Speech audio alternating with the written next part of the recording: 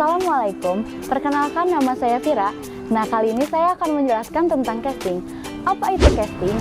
Menurut Wikipedia dalam bahasa Indonesia, casting adalah suatu proses pemilihan pemain berdasarkan peran dan karakter yang dibutuhkan dalam film, sinetron, program televisi, dan format acara lainnya. Casting dilakukan oleh casting departemen, produser, sutradara, dan penulis naskah untuk mendapatkan aktor atau aktris yang sesuai dengan skrip yang telah dibuat dan cocok untuk mendapatkan peran tersebut, atau untuk mengisi host program televisi. Sebelum ke materi inti, yuk kita lihat video berikut ini. Sebelum melakukan casting, baik di stasiun televisi ataupun production house, 3 divisi penting menentukan kriteria yang cocok sesuai tokoh yang ada dalam naskah. Dalam rapat menentukan kriteria tersebut, diikuti oleh produser, sutradara, dan penulis naskah. Dalam dunia broadcasting, ketiga divisi itu disebut triangle. Kita tuh harus casting pemain, jadi gimana nih? Lakuin aja casting, cuman tentuin aja waktunya kapan. Nah, kalau kamu gimana? Boleh sih, kapan aja. Kriteria pemainnya mau kayak gimana? Gue sih pengennya kriterianya itu Setelah rapat selesai dilaksanakan, hal yang selanjutnya harus dilakukan adalah menyebarluaskan pengumuman mengenai casting tersebut. Pengumuman ini biasanya berupa brosur atau pamflet baik digital maupun kertas. Pamflet digital disebarluaskan melalui internet, baik di website, media sosial, dan lain sebagainya.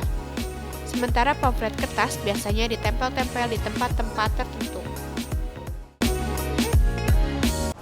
Rapat udah, pamflet juga udah dipublikasikan. Apalagi ya? Nah, video selanjutnya adalah video proses casting. Gimana sih casting di stasiun televisi itu? Yuk kita lihat video selanjutnya.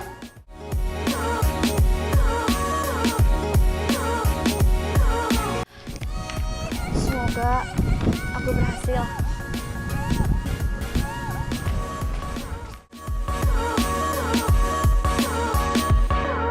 Permisi Mbak, saya yang mau ikut casting FTV, ini berkasnya. Oh iya, silakan tunggu ya sampai namanya dipanggil. Oh iya, makasih Mbak.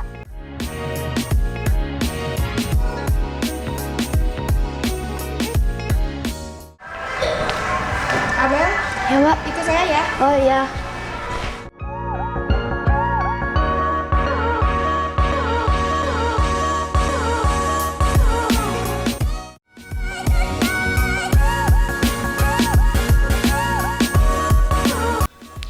Ada beberapa hal yang dinilai pada saat casting dilakukan. Nilai tersebut tercantum dalam form penilaian atau yang biasa disebut dengan istilah casting evaluation. Form ini menjadi patokan produser, sutradara, dan penulis naskah untuk mencari pemain yang terbaik. Menurut Harold dalam bukunya Television Director, ada 5 poin dalam penilaian casting.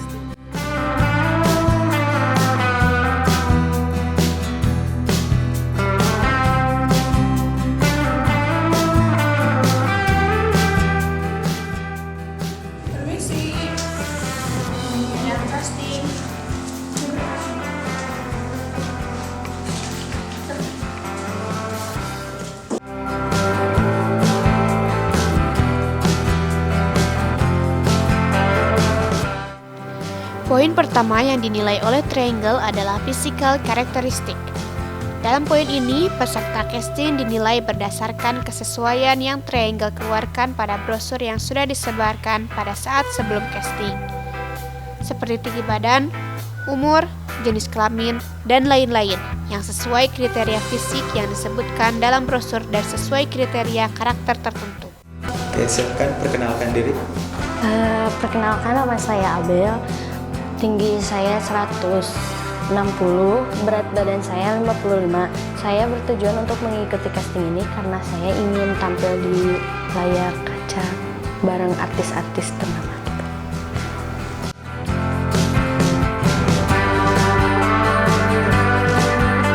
Yang kedua adalah presentational qualities. Dalam poin ini, peserta casting dinilai berdasarkan kualitas karakter sesuai peran yang akan dimainkan. Silahkan perankan yang tadi. Kamera roll action. Mirror, mirror on the wall.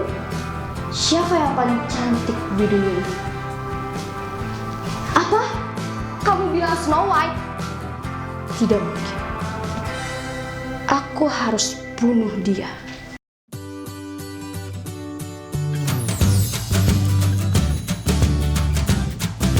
Yang ketiga adalah playability.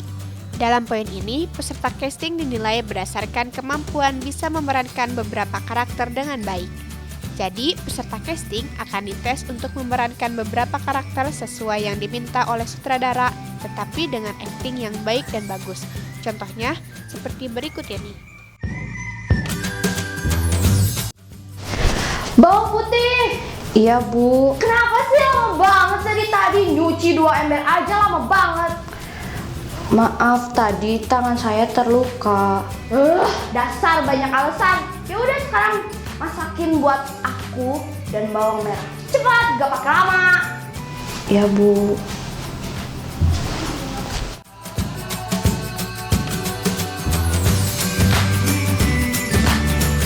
Poin yang keempat pada penilaian casting adalah directability.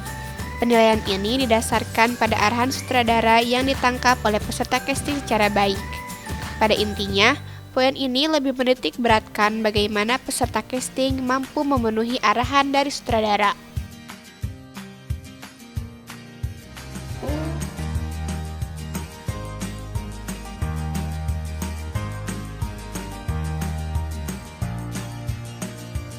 Poin terakhir dalam casting evaluation adalah konsistensi. Poin ini menilai peserta casting berdasarkan kualitas pengulang adegan yang sama pada saat sebelumnya. Hal ini sangat perlu untuk menjaga kekonsistenan aktris atau aktor pada saat melakukan syuting di hari yang berbeda.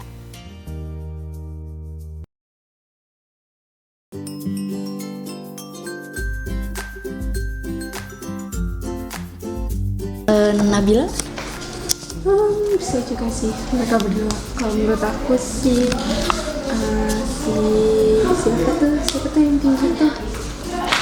Ada. Ini ada project baru nih, tolong kalian laksanain casting lagi ya, terus cari lagi ternyata yang cocok. Oke, makasih.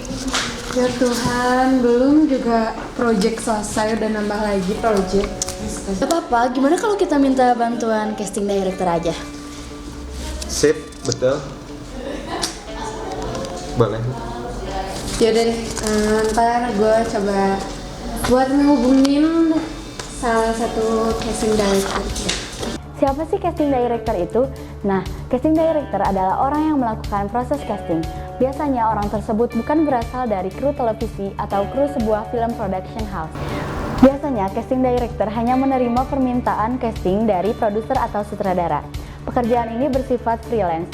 Jadi, casting director akan menelpon agensi artis atau manajer artis untuk mendapatkan karakter yang sesuai dengan tokoh yang akan diperankan. Proses casting yang dilakukan oleh casting director sama seperti proses casting yang sebelumnya sudah kita bahas. Casting director juga mempersiapkan casting evaluation. Setelah proses casting selesai, casting director akan memberikan hasilnya kepada produser dan sutradara yang meminta bantuan casting director.